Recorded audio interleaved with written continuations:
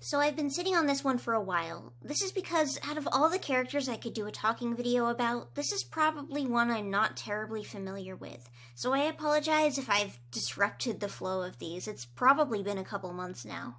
So I sat down and I listened to the Moth Vision audiobook, which might not have been the greatest idea. Not because I can't use audiobooks or anything, but instead because the voice chosen for Moth Flight is a little, well... "Why don't you help her?" Mothflight begged, but neither cat seemed to hear. "She's dying!" Mothflight yowled to the fighting toms. Pretty much throughout the entire book, this is the way she sounds.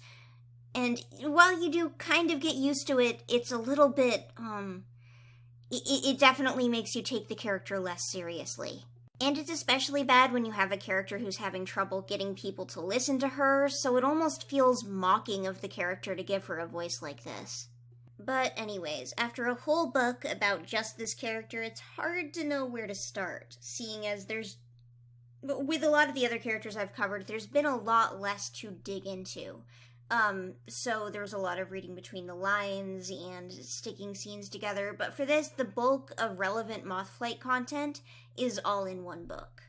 This one is going to be long. It's hard to talk about every element of a character that I want to, especially in these talking videos, which I truly intended to be a bit less heavy on the research and a little bit more heavy on the opinions and what we can make of the characters, but hopefully this is the last time in a while that one of these is going to be so hard to put together. Mothflight is one of Windrunner's kits with gorse fur. At the start of her own book, she's seemingly pretty young, and from what I can tell, not a lot of time passes within the whole contents of the book, maybe 5 moons at most, so she stays a young cat for the duration. This is notable because a lot of prequel super editions will cover just huge stretches of time. You'll have a character being an apprentice in one chapter, and then they're getting their own apprentice 2 chapters later. That said, we really have no idea how young exactly she is, because while people around her tend to say patronizing things and compare her age to the kits, she's allowed out of camp and to do a lot of activities alone and unsupervised. Everyone around her worries about her capabilities, but they don't do the same to her brother Dustmuzzle, who is considered very normal. I think it's very possible that calling Mothflight young and comparing her to kits is an extension of the rest of the cat's patronizing behavior towards her because of her distractedness and immature attitude. Additionally, her and her siblings are born as far back as the first battle. While not a huge amount of time passes between then and now, she still really can't be considered a kid anymore by Warrior Cat standards. Now, I guess that sets the scene, but for context when talking about the character, I need to do a summary. So, to the best of my ability, here's Mothflight's vision, but super abridged and possibly with a few events out of order. Like, an eye spoil, but shorter and worse, and I simply don't talk about a bunch of stuff that I don't feel is terribly relevant. I won't be doing this for every character I go over, but the nature of Mothflight and any Dawn of the Clans character I hope to cover is that you probably have no clue what happens in these books, so. Anyways, Mothflight can't pay attention. She's supposed to be paying attention to the kittens she's watching, but all she has attention for are weird plants she finds and taking them home. Kittens get into danger because of this behavior. Despite this, Slate keeps using her as a babysitter specifically. Slate is depressed and tired because her husband is dead. Later on in the story, she continues being tired because she's ill. Her kits turn out fine. While off not taking care of Slate's kits, Mothflight sees a moth. This moth goes away, comes back, and eventually she follows it to a farm. On the farm, she meets this confident blonde guy named Micah. He comes with her to chase the moth. Mothflight is instructed that she and Micah are medicine cats now, crashes a gathering to tell everyone that yes, they also have medicine cats now, and then they don't believe her, and change their minds when StarClan makes them believe her, and the entire medicine cat role is basically created instantly. Then there's a bunch of drama about all the medicine cats teaching each other all the healing techniques, with Micah and Mothflight shuffling between clans a little to learn everything. Then she goes back home, an old man named Rocky is sick, and she has to go to Sky Clan, where Micah is being the medicine cat, to get bark, and Clear Sky makes a guy fight him in a tree. Micah dies. Mothflight becomes sad and goes to ShadowClan to hang out for a month. Then she discovers she's pregnant, goes back home, and has way too many babies. She has to train Acorn for the medicine cat who replaced dead Micah, but she doesn't want to because she's another woman who breathed air next to him, but she gets over it. Also, Mothflight's kittens keep getting out because nobody is watching them, despite the fact that nobody was watching Slate's kittens either. Apparently nobody in the clan ever has any time or energy to babysit except this one old man with a catnip problem who lets them climb on tall rocks anyways. Acorn fur stops coming. Also, this whole book, the clans have been upset about SkyClan stealing prey. This is making Clear Sky defensive, so he's locking Acorn fur in camp. Unfortunately, it means that she isn't fully trained and doesn't have the right medicine, so Clear Sky's tiny baby son dies horribly. Despite this, Clear Sky won't do anything until the clans make up, so they get into a battle until the clans make up. Also, Mothflight was kidnapped, but she's unkidnapped now, and Windrunner is dying and has an infected neck wound. Also, SkyClan wasn't actually stealing prey. The whole thing was like this woman hates this guy, so she's making up that he steals prey and leaves it on the territory, and she like fakes evidence and everything, and it's really irrelevant to Mothflight as a person, so I'm gonna ignore it. So her kids get out again, she saves them from the river, and then she drags her dying mom to High Stones to get 9 lives. At some point, Micah tells her that she will gather the petals of the blazing star. Okay, sure. Then she comes back to camp, has trouble managing her kittens a little bit more, and then decides to take the kittens that she loves and made her feel fulfilled in life, split them all up, and give them away to different clans while they cry the end. So now you know the general gist of this story. Obviously, this is missing tons and tons of details, but it's as small as I possibly could make it because, oh my god, this is already 6 minutes long. I haven't said a word about what I think about the character. I guess the first question to ask is, does Mothflight have ADD, ADHD, or any sort of attention disorder? Because when we talk about Mothflight, the first thing that comes up is, oh yeah, Mothflight, the cat who has ADHD. It's commonly accepted in the fandom. The answer here, in my opinion, is almost definitely yes, and I think that it was somewhat intentional. Wait, intentional? But Kate Carey responded as if it initially wasn't. You might say, but she's just the ghostwriter, and from what we understand, she's not coming up with the plots or the events of the book.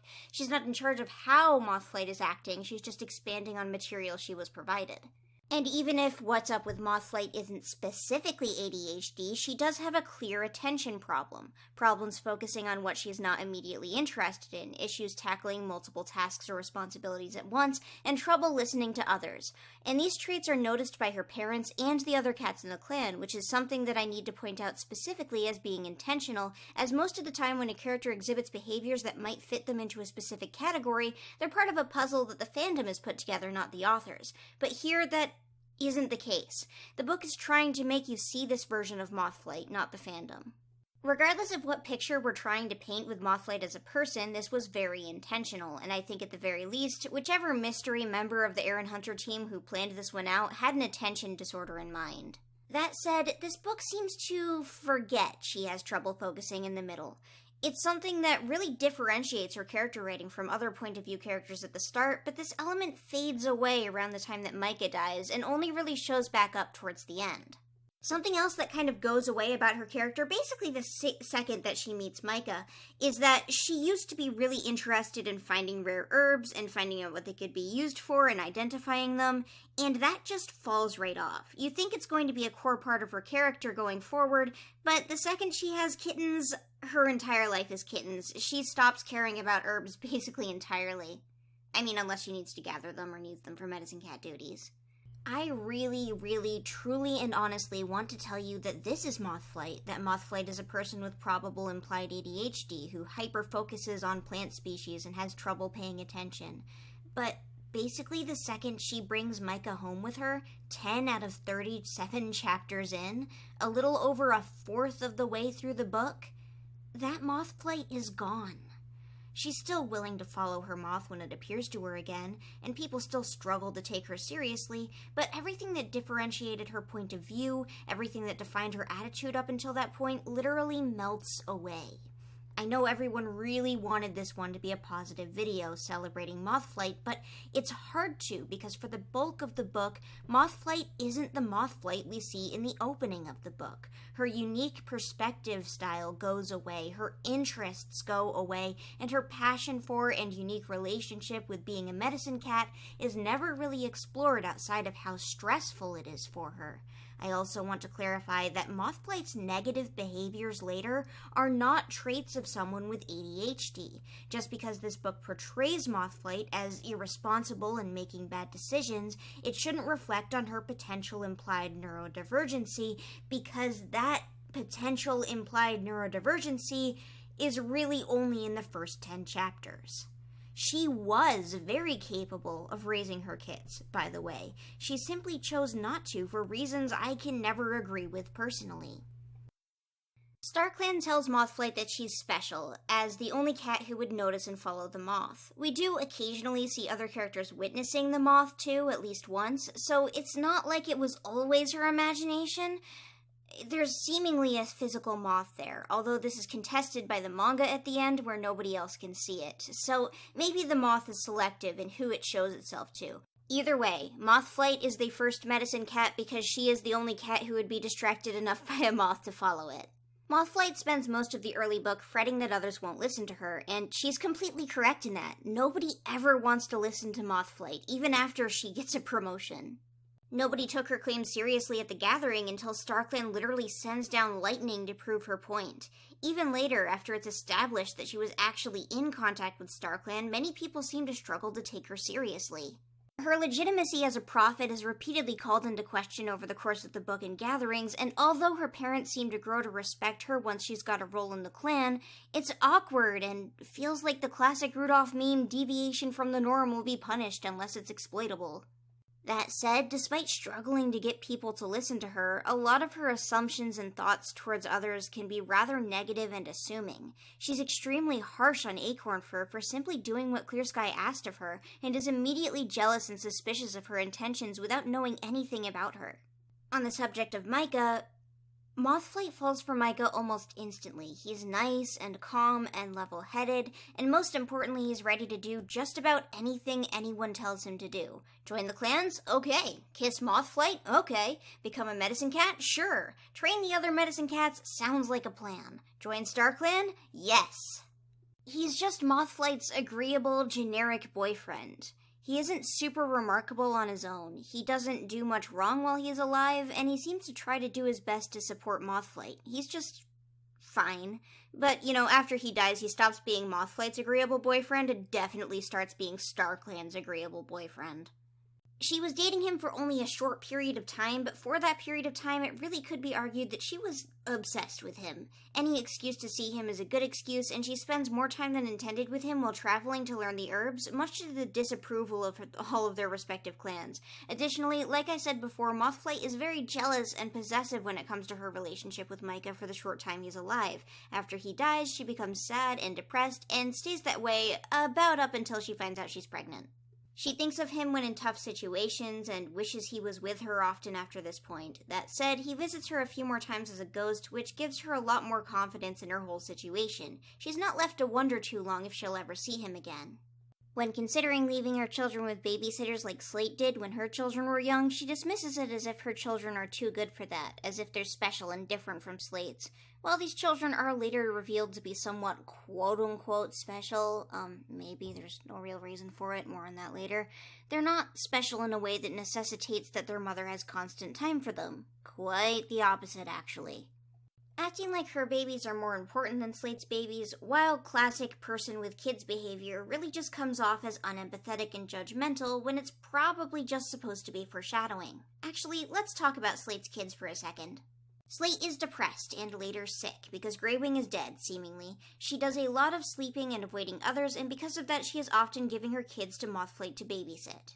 Not counting Windrunner and Mothflight, there are 13 possible cats who could watch Slate's kids in WindClan. They can't all always be hunting and tired, and if they are, the whole clan setup seems a bit dysfunctional and disorganized. Regardless, Mothflight is a terrible babysitter. The kids are getting lost under her watch. They're getting into a lot of danger just going off on their own.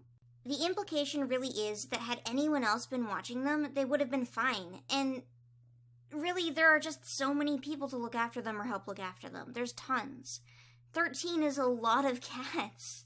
That said, after the first chunk of the book, Slate's kids are pretty okay, beyond bothering Mothflight. They grow up, become adults, and don't seem that much worse off for it, if at all. When Slate tells Mothflight that her kids will be okay with the whole clan helping to look after them, Mothflight immediately rejects this idea, and the book says, "I don't want to be like you," Mothflight had thought. She ignored the truth that Silverpelt, Blackear, and Whitetail had grown into happy young cats despite their grieving mother. The clan had indeed raised them, giving Slate's kids all that kids ever needed: warmth, kindness, food, and protection. "My kids are special," Mothflight told herself. "No other cat can give them the love I can." The book itself points out how unreasonable this thought is. Slate's kits were okay, and she, seemingly, might have had even less time to spend with her own kids than Mothflight did. Saying that Mothflight ignored the truth especially puts her in a position where you would assume her feelings are unreasonable, that the clan can help raise healthy, normal kits, even in the context of this book. Somewhere near the end, Mothflight is given a prophecy of sorts. That said, the book never calls this a prophecy. It's just kind of a thing that Micah tells her, a message from StarClan she's supposed to interpret on her own. Micah tells her, "One day you will gather the scattered petals of the blazing star, but not yet." The blazing star is a flower with 5 petals. It looks like a star. In an earlier book, the blazing star represents the 5 clans, 1 petal for each. Additionally, we have minorly had a character represent the blazing star. Her name is Starflower, and she was named after some eye stuff she has going on that resembles the blazing star. But this is irrelevant, really. I'm just letting you know. Mothflight thinks that to gather the petals of the blazing star, which from earlier book context we know represents the 5 clans, she needs to scatter them first. This is kind of odd, as if the petals of the blazing star represent the clans, their current strife and drama over medicine cats and borders could easily count as being scattered. She decides that her kits, her 4 kits, are the petals of the blazing star. There are 5 petals on the blazing star. She thinks that by sending one of her kits to each clan, this will then bring the clans together, and somehow she completely accepts this interpretation that honestly makes no sense whatsoever. Blazing Star. It's a flower with 5 petals. It represents the creation of the 5 clans. The clans are clearly the petals. Mothflight has 4 kits, and only by reading between the lines can we assume that maybe Mothflight is a petal in this situation too. Nothing in the message provided to Mothflight implies that she needs to scatter the petals. It simply says that one day she will gather them.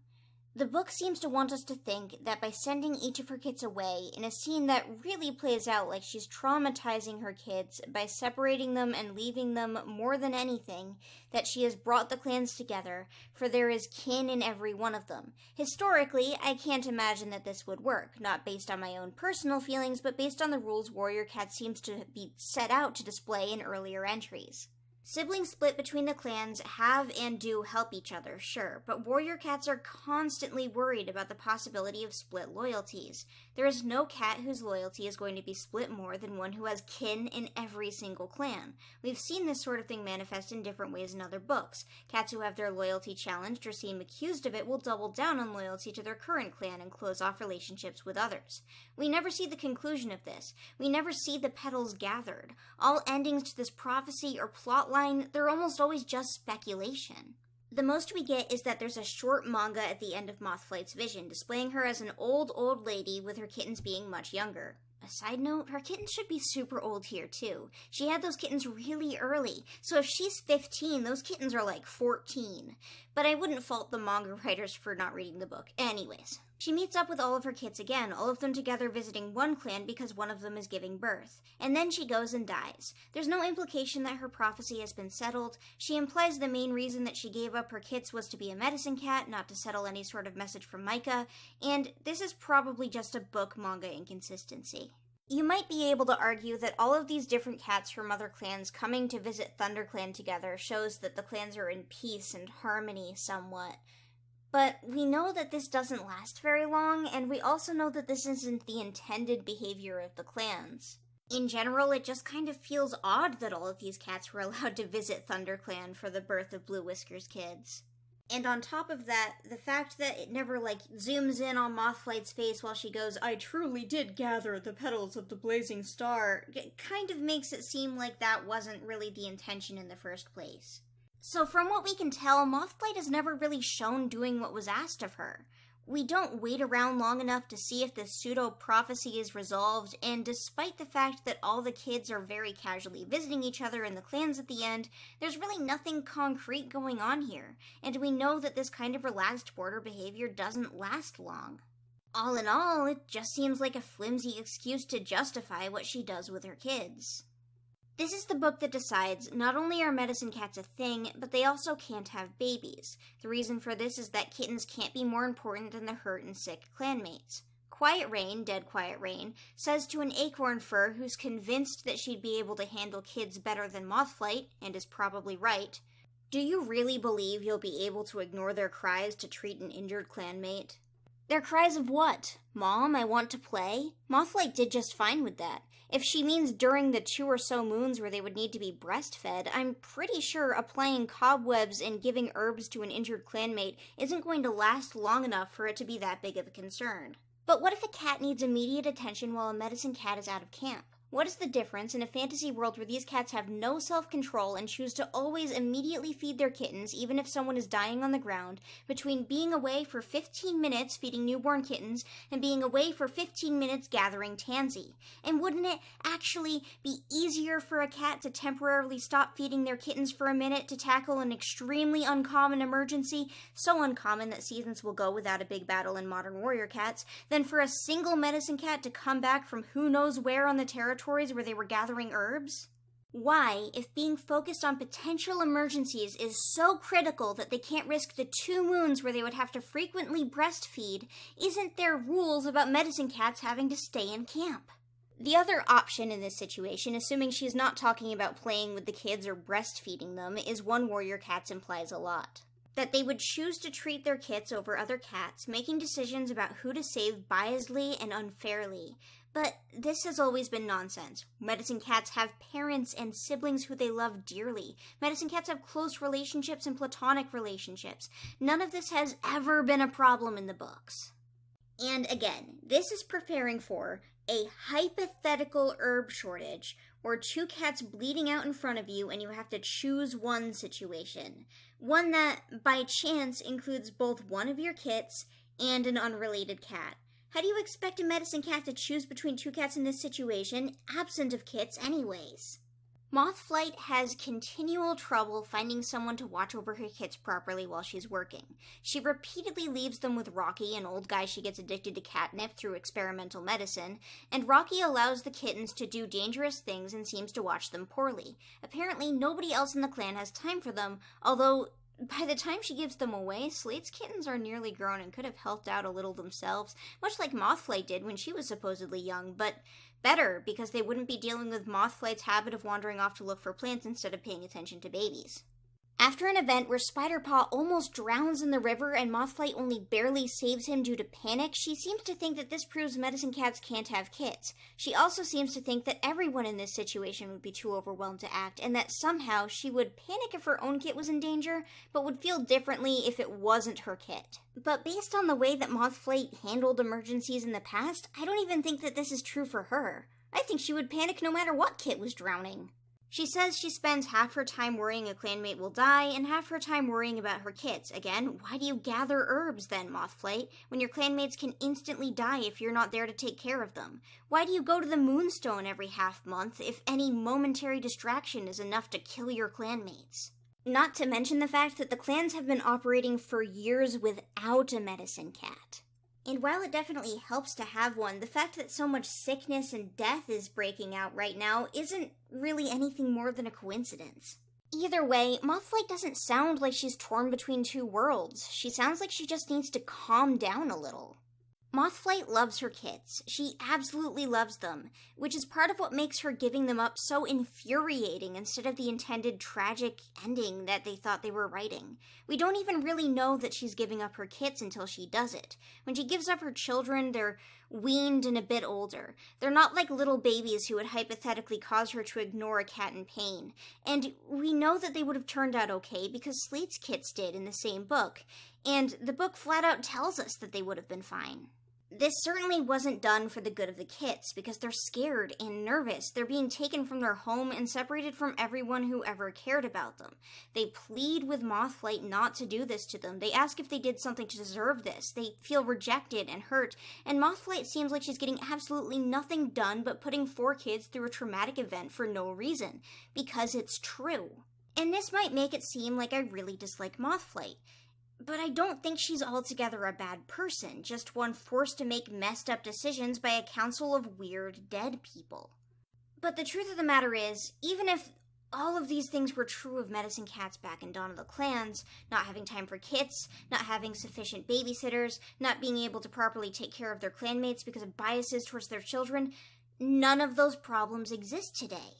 The first thing is that almost every clan has 2 medicine cats at any given time. ThunderClan has had as many as 3, fully trained, at once.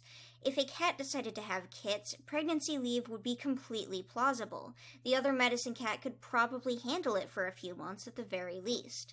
If there isn't 2 fully trained medicine cats at a time, we have seen cats lend extra medicine cats to other clans who need them multiple times over the last few arcs. It's a normal process lately.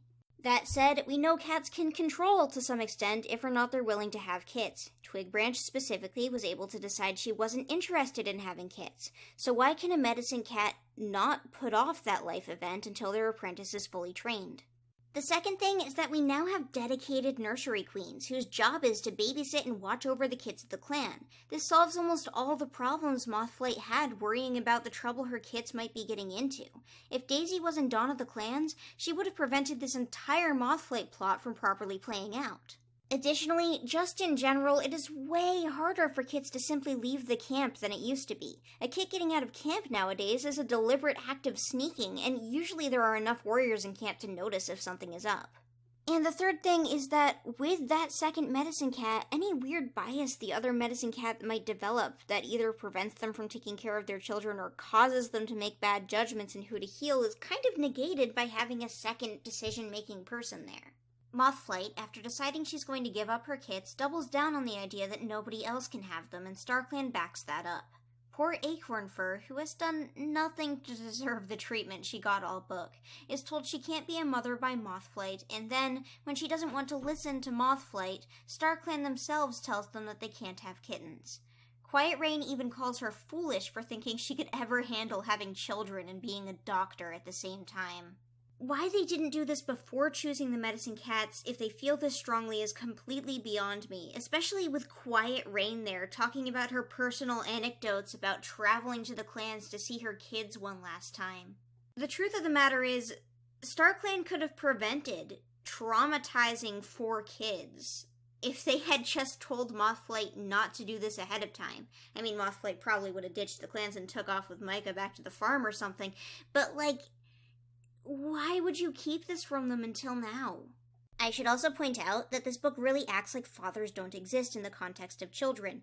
Yes, Mothflight's mate is dead, Slate's mate is dead, but most of these medicine cats wouldn't be alone in raising their kids, and some of them, like Cloudspots and Pebbleheart, aren't even people who would be breastfeeding, or, by vaguely sexist warrior cat standards, really be doing most of the work for the kids. They hand-wave this away by having Half Moon ask if fathers really love their kids any less. Which is no, they don't love their kids any less, so they could help take care of them when the she-cats have kids. But what Half Moon is bringing up is back around to the hypothetical, oh no, both your kid and Jim, the secretary at the office you work at, are hanging from a cliff and you can only save one.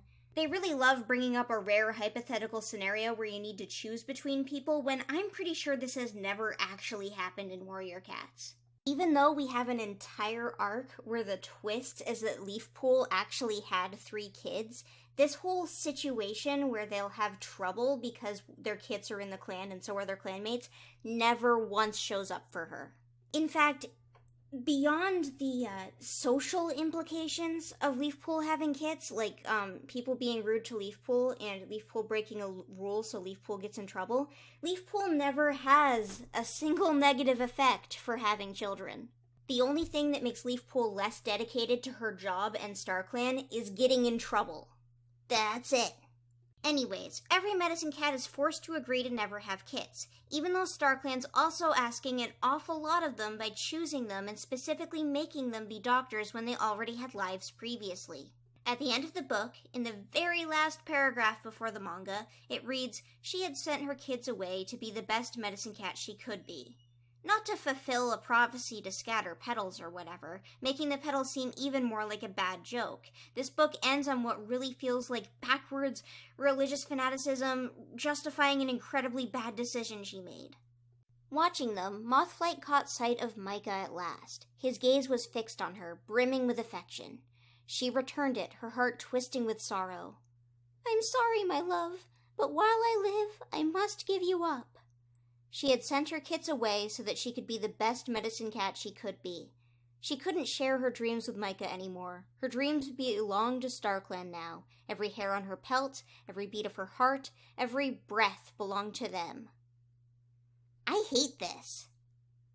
This sort of sentiment is exactly why, out of all the Warrior Cats books, I tried as hard as possible to get out of paying attention to this one in particular. It's not Moth Flight that's the problem. I like Moth Flight to a certain extent. I like her attitude. I like how different she is than other protagonists. But it's the logic of the situation, the logic of Medicine Cats and StarClan, and the non-existent justification for a backwards rule. I just can't get behind it because the book can't convince me of it. Because she didn't have to send her kits away to be a good medicine cat. She didn't need to send her kits away to be dedicated to StarClan. Her kits were nearly grown up. And why does worrying about your children prevent you from being a medicine cat, but not a leader or a deputy with equally important jobs? It simply doesn't make sense. While we do see her briefly in Tallstar's Revenge, it's just to deliver a message and really doesn't have anything to do with anything. Also, funnily enough, her name is Mothflight without the space here. Maybe in a way that defies the manga at the end and Squirrelflight's hope, the naming system is invented in her lifetime. That really is the big thing Warrior Cats never goes over in Dawn of the Clans, frustratingly. Anyways, there's one more vaguely important place where we find Mothflight, and that's in Squirrelflight's hope. In Squirrelflight's hope, spelled this time with a space in her name again, Mothflight is on the StarClan Council deciding if or not they're going to send Leafpool and Squirrelflight to hell. Yeah, Leafpool and Squirrelflight to hell. Where Tiger Star, Hawkfrost, Broken Star, and almost exclusively types of murderers end up. That hell. Mothflight is really unforgiving in this scene. She says, "You had kits, even though you were a medicine cat. I know how that feels. I was the clan's first medicine cat. I gave up my kits and it broke my heart. That's why I made the rule that no future medicine cat should have kits. I wanted to save you all from such pain." This doesn't really line up with the way the rule comes about in her own Super Edition, so Mothflight is kind of lying here, but whatever. She also scrutinizes her for having kits with a cat from another clan, but she had kits with a cowboy later from Sky Clan, so she really shouldn't be accusing on that note. Yellowfang calls her out, saying, Yellowfang tipped her head to one side.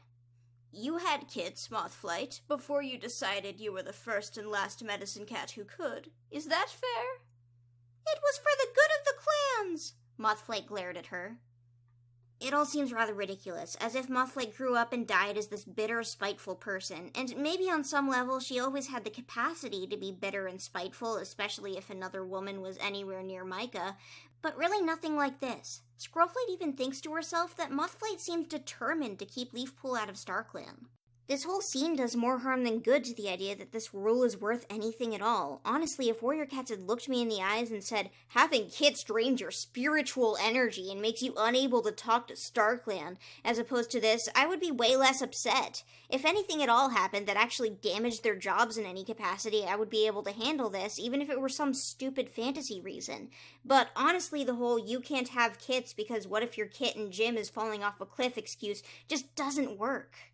And Warrior Cats doesn't exist in a bubble, you know? Doctors aren't a fantasy concept. Doctors in real life have children all the time. Single parents aren't a fantasy concept either. I wish Warrior Cats would stop for a moment and think about the kind of message something like this sends.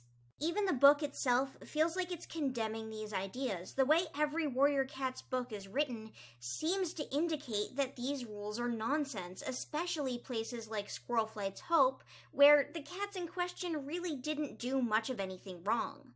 Anyways, this is all very disappointing because Mothflight is an interestingly written character. She stands out as a point-of-view character compared to other characters, even when the audiobook narrator makes her sound like this the whole time. She has a lot going for her while she's covering her day-to-day life, and a lot going for her when she's trying to work out all the things that become staples for Warrior Cats later, but it really, truly fails to deliver when the point is about medicine cats and kits. And towards the end, Mothflight's treatment of her kits doesn't just feel out of character, it feels like it comes out of nowhere. A series of coincidences and bad babysitters leads Mothflight to believe that she can't be a mother and a doctor, and it does nothing to convince the reader of it. Anyways, there is Talking Moth Flight. I know this was half Talking Moth Flight and half Talking the Medicine Cat Code Sucks, but that's just kind of the nature of talking about Moth Flight. Anyways, comment down below the character you want to see next. Keep in mind I have a list of characters I absolutely do not want to cover, either because I have talked about them extensively in the past and don't want to, or because it's just kind of a touchy subject. As long as you haven't quote-unquote won one of these before, you can comment down below, get the most votes. If you're at the top when I'm making the next video, I will do it on your cat.